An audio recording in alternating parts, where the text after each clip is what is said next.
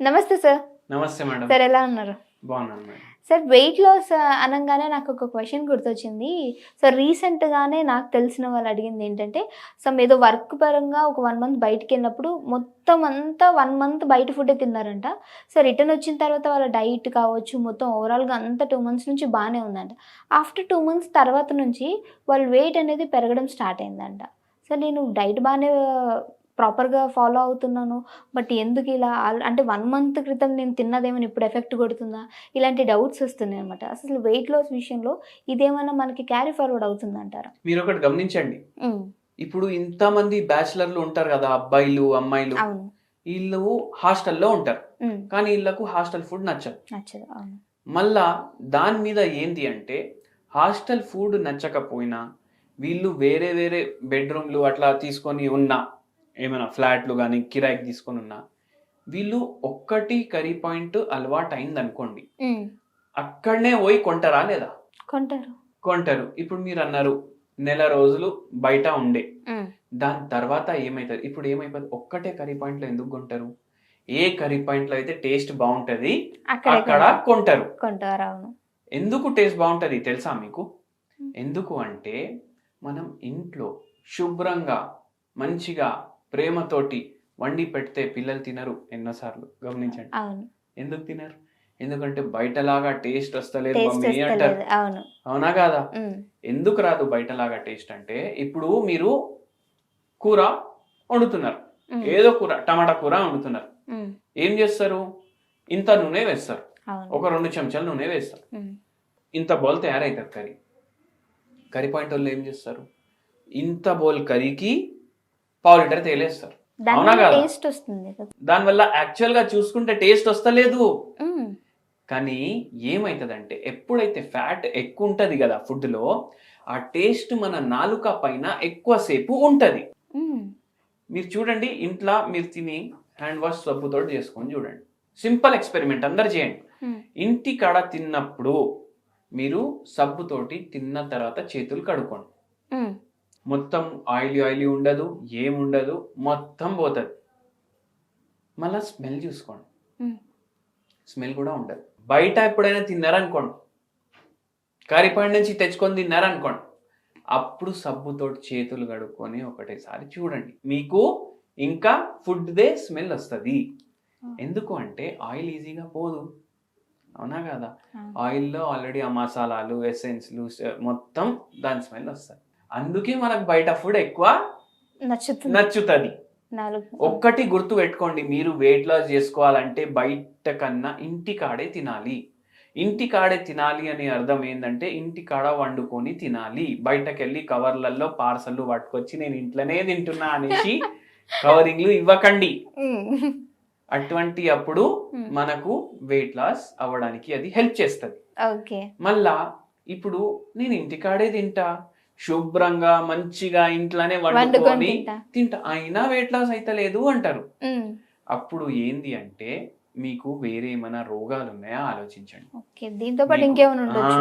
మీకు బీపీ వ్యాధి, థైరాయిడ్ వ్యాధి, పీసీఓడీ, ఫైబ్రాయిడ్‌లు ఇటువంటి రోగాలున్నాయా చూడండి. హ్మ్. ఇటువంటి రోగాలున్నా మీకు వెయిట్ గెయిన్ అయ్యే ఛాన్స్‌లు ఎక్కువ అయిపోతాయి. ఓకే. బీపీకి, వెయిట్‌కి కనెక్షన్ ఏంటి బీపీ సార్? వ్యాధి ఉంటే మందు వేసుకుంటాం గదా! అవును. ఆ మందు వల్ల గూడా వెయిట్ పెరుగుతది. వెయిట్ పుట్ ఆన్ అవుతారు. వెయిట్ పెరుగుతది.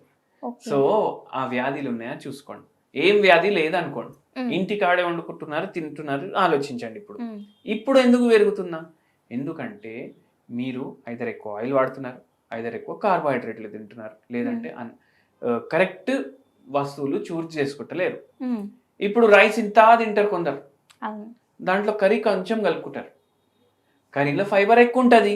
హ్మ్. కర్రీ క్వాంటిటీ ఎక్కువ చేయండి. రైస్ రైస్ క్వాంటిటీ క్వాంటిటీ తక్కువ చేయండి. తగ్గించండి. హ్మ్. మళ్ళా కర్రీలు ప్రిపేర్ చేసుకునేటప్పుడు ఫ్రై కర్రీలు చేసుకోవద్దు. దొండకాయ ఫ్రై, బెండకాయ ఫ్రై, ఫిష్ ఫ్రై. అవునా కాదా?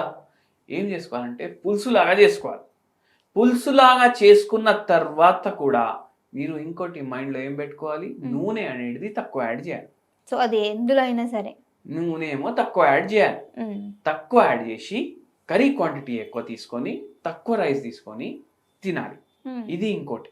మళ్ళా వెరీ ఇంపార్టెంట్ పాయింట్ ఏందంటే, ఎంత తినాలనిపిస్తుందో దానికి సగం తినాలి.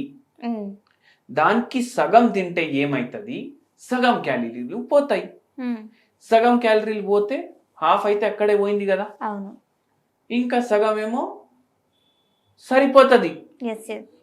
మీకు ఆకలి తీర్చలేకపోయినరు అనుకోండి, ఏం చేయండి, కుకుంబర్ ఉంటుంది కదా, అవును. కోయండి, దాని మీద ఉప్పు కొద్దిగా కారం వేయండి, తినేసేయండి. ఉమ్, ఇది మీరు ప్రాక్టీస్ చేయండి, కడుపు నిండిపోతుంది. ఓకే. సాలెడ్స్ ఎక్కువ ఇంక్లూడ్ చేయండి మీ డయట్లో. ఉమ్, పొద్దుగాల ఏమో 4 ఇడ్లీలు తినాలనిపిస్తుంది, సగమే తినండి, 2 తినేసి ఆపేసేయండి. మధ్యాహ్నం ఏమో మీ ఇంట్లో మంచిగా సాంబార్ ఉంది, రసం ఉంది, రైస్ ఉంది, కూర ఉంది, అన్నీ ఉన్నాయి, సగం రైస్ తీసుకోండి, కూర క్వాంటిటీ ఎక్కువ తీసుకోండి. సో అంటే బయట ఫుడ్ వల్ల వెయిట్ అనేది ఎక్కువ పెరిగే అవకాశం ఉందంటారు. ఆబ్వియస్లీ ఉంది. కొంతమంది ఏంటంటే మంచిగా వండే వాళ్ళు కర్రీ పాయింట్స్ కావచ్చు, మేము చూస్తున్నాం సార్ వాళ్ళు నీట్గానే వండుతారు, మేము అదే కన్జ్యూమ్ చేస్తున్నాము, సో అలా తీసుకోవచ్చా, ఇలా అడిగే వాళ్ళు కూడా ఉంటారు. సో అంటే ఇంటి పరంగా వండేటువంటి ఏ వంటలైనా సరే మనకి హెల్త్ని ఇస్తాయి అని చెప్తూ ఉంటారు. సో ఇలాంటి వాళ్ళని చూసుకుంటే చాలా వరకు వీళ్ళలో కూడా వెయిట్ అనేది పెరిగిపోవడం చూస్తూ ఉంటాం. అంటే మన ఇంట్లో వండుకునే వంటల్లో కూడా ఎలాంటి మిస్టేక్స్ అని మనం చేస్తూ ఉంటాం అంటారు.